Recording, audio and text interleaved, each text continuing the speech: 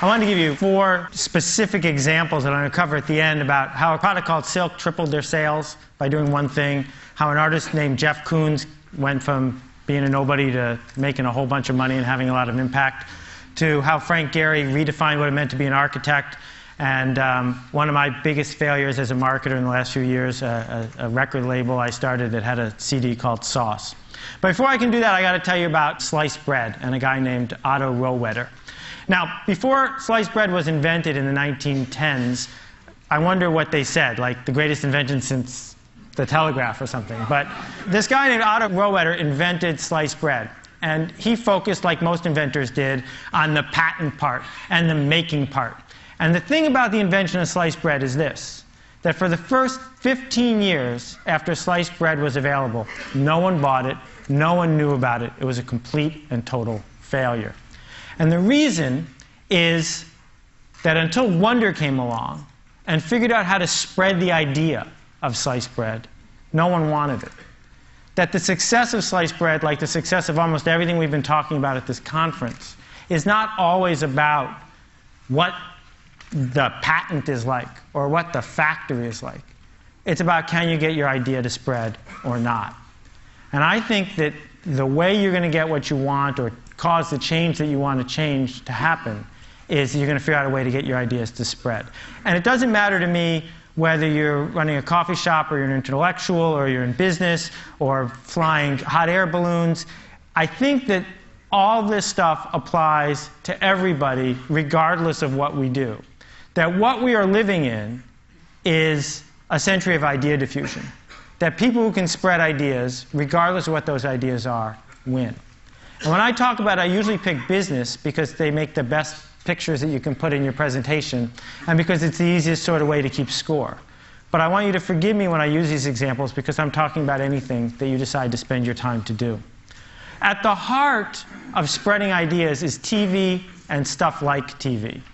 TV and mass media made it really easy to spread ideas in a certain way. I call it the TV industrial complex. And the way the TV industrial complex works is you buy some ads, interrupt some people, that gets you distribution. You use the distribution you get to sell more products. You take the profit from that to buy more ads. And it goes around and around and around the same way the military industrial complex worked a long time ago. That model of, and we heard it yesterday, if we could only get on the homepage of Google, if we could only figure out how to get promoted there, if we could only figure out how to grab that person by the throat and tell them about what we want to do, if we could do that, then everyone would pay attention, we would win. Well, this TV industrial complex informed my entire childhood and probably yours. I mean, all of these products succeeded because someone figured out how to touch people in a way that they weren't expecting, in a way they didn't necessarily want, with an ad over and over and over again until they bought it. And the thing that's happened is they canceled the TV industrial complex. That just over the last few years, what anybody who markets anything has discovered is it's not working the way that it used to. This picture is really fuzzy. I apologize. I had a bad cold when I took it. But the product in the blue box in the center is my poster child. Right? I go to the deli. I'm sick. I need to buy some medicine. The brand manager for that blue product spent $100 million trying to interrupt me in 1 year. $100 million interrupting me with TV commercials and magazine ads and spam and coupons and shelving allowances and spiffs. Also, I could ignore every single message. And I ignored every message because I don't have a pain reliever problem. I buy the stuff in the yellow box I always have. And I'm not going to invest a minute of my time to solve her problem because I don't care. Here's a magazine called Hydrate. It's 180 pages about water. Right? Articles about water, ads about water. Imagine what the world was like 40 years ago when it was the Saturday Evening Post and Time and Newsweek. Now there are magazines about water. New product from Coke Japan, water salad. Okay? Coke Japan comes out with a new product every 3 weeks because they have no idea what's going to work and what's not. This, I couldn't have written this better myself. It came out 4 days ago. I circled the important parts so you can see them here. They've come out, Arby's is going to spend $85 million promoting an oven mitt with the voice of Tom Arnold, hoping that will get people to go to Arby's and buy a roast beef sandwich. Now, I want you to try to imagine what could possibly be in an animated TV commercial featuring Tom Arnold that would get you to get in your car, drive across town, and buy a roast beef sandwich. You know, this is Copernicus, and he was right when he's talking to anyone who needs to hear your idea. The world revolves around me. Me, me, me, me, me, my favorite person, me. I don't want to get email from anybody. I want to get me-mail.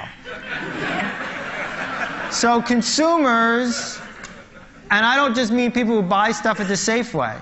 I mean people at the Defense Department who might buy something, or people at, you know, the New Yorker who might print your article. Consumers don't care about you at all. They just don't care. Part of the reason is they got way more choices than they used to and way less time.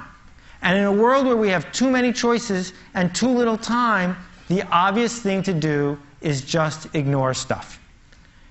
And my parable here is you're driving down the road and you see a cow and you keep driving. Because you've seen cows before. Cows are invisible. Cows are boring. Who's going to stop and pull over and say, oh, look, a cow? Nobody. But if the cow was purple, isn't that a great special effect? I could do that again if you wanted. If the cow was purple, you'd notice it for a while. I mean, if all cows are purple, then you get bored with those too.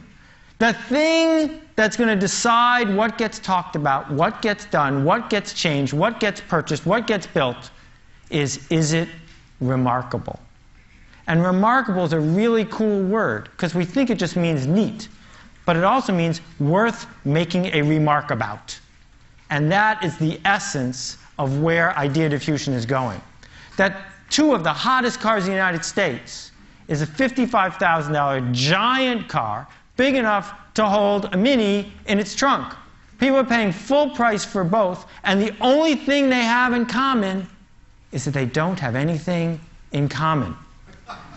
Every week, the #1 best-selling DVD in America changes. It's never The Godfather, it's never Citizen Kane, it's always some third-rate movie with some second-rate star. But the reason it's #1 is because that's the week it came out. Because it's new, because it's fresh, because people saw it and said, I didn't know that was there, and they noticed it. Two of the big success stories the last 20 years in retail. One sells things that are super expensive in a blue box, and one sells things that are as cheap as they can make them. The only thing they have in common is that they're different. We're now in the fashion business. No matter what we do for a living, we're in the fashion business. And the thing is, people in the fashion business know what it's like to be in the fashion business. They're used to it. The rest of us have to figure out how to think that way, how to understand that it's not about interrupting people with big full-page ads or insisting on meetings with people, but it's a totally different sort of process that determines which ideas spread and which ones don't. This chair, they sold $1 billion worth of Aeron chairs by reinventing what it meant to sell a chair.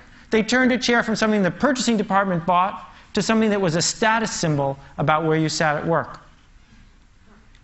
This guy, Lionel Poulain, the most famous baker in the world, he died 2.5 months ago, and he was a hero of mine and a dear friend. He lived in Paris. Last year he sold $10 million worth of French bread, every loaf baked in a bakery he owned by one baker at a time in a wood-fired oven.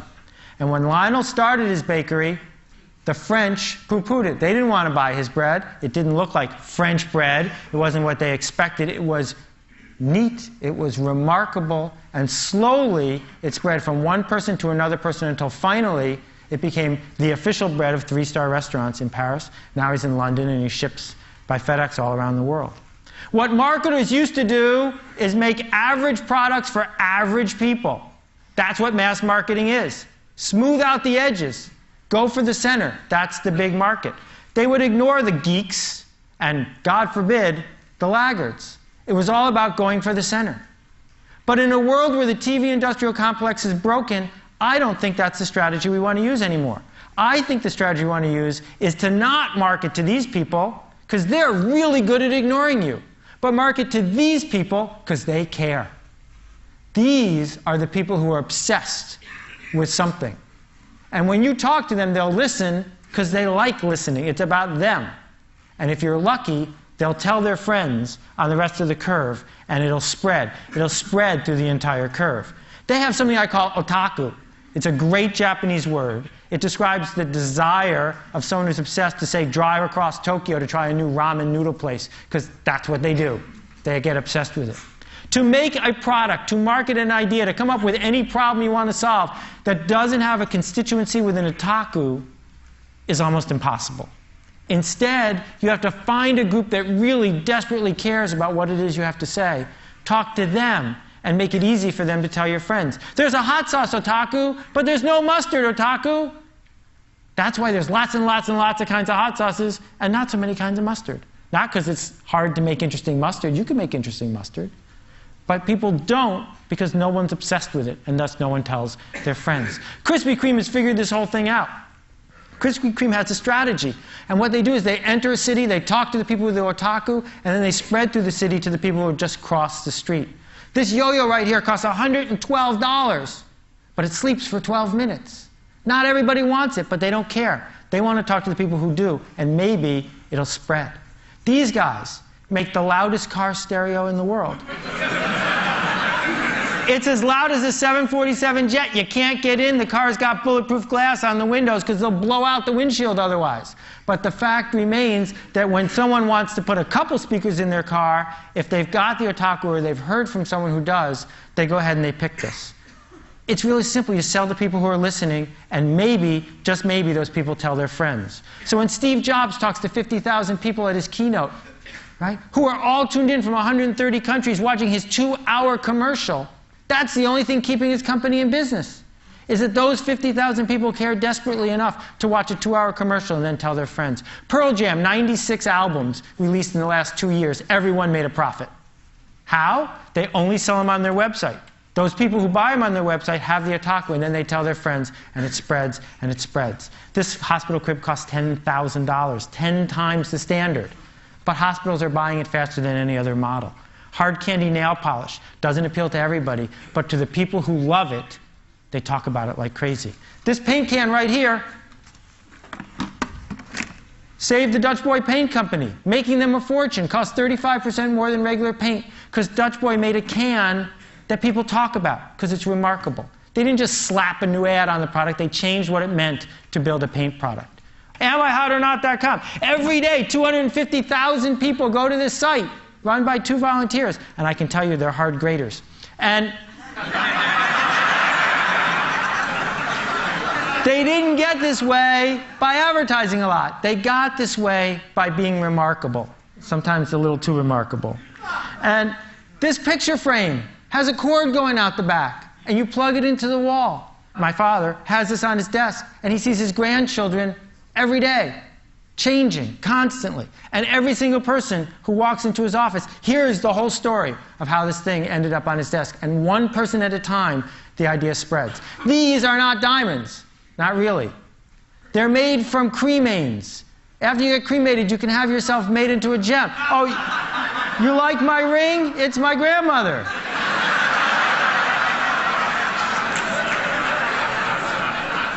Fastest growing business in the whole mortuary industry. But you don't have to be Ozzy Osbourne. You don't have to be super outrageous to do this. What you have to do is figure out what people really want and give it to them. A couple quick rules to wrap up. The first one is design is free when you get to scale. And the people who come up with stuff that's remarkable, more often than not, figure out how to put design to work for them. Number 2, the riskiest thing you can do now is be safe. Procter & Gamble knows this. Right? The whole model of being Procter & Gamble is always about average products for average people. That's risky. The safe thing to do now is to be at the fringes, be remarkable. And being very good is one of the worst things you can possibly do. Very good is boring. Very good is average. It doesn't matter whether you're making a record album, or you're an architect, or you have a tract on sociology. If it's very good, it's not going to work, because no one's going to notice it. So, my 3 stories. Silk. Put a product that does not need to be in the refrigerated section next to the milk in the refrigerated section. Sales tripled. Why? Milk, milk, milk, milk, milk, not milk. Right? For the people who were there and looking at that section, it was remarkable. They didn't triple their sales with advertising. They tripled it by doing something remarkable. That is a remarkable piece of art. You don't have to like it, but a 40-foot-tall dog made out of bushes in the middle of New York City is remarkable. Frank Gehry didn't just change a museum, he changed an entire city's economy by designing one building that people from all over the world went to see. Now, at countless meetings, at the Portland City Council or who knows where, they say, we need an architect. Can we get Frank Gehry? Right? Because he did something that was at the fringes. And my big failure, I came out with an entire, a record album, and hopefully a whole bunch of record albums in SACD format, this remarkable new format. And I marketed it straight to people with $20,000 stereos. People with $20,000 stereos don't like new music. So what you need to do is figure out who does care. Who is going to raise their hand and say, I want to hear what you're doing next, and sell something to them. The last example I want to give you, this is a map of Soap Lake, Washington. As you can see, if that's nowhere, it's in the middle of it.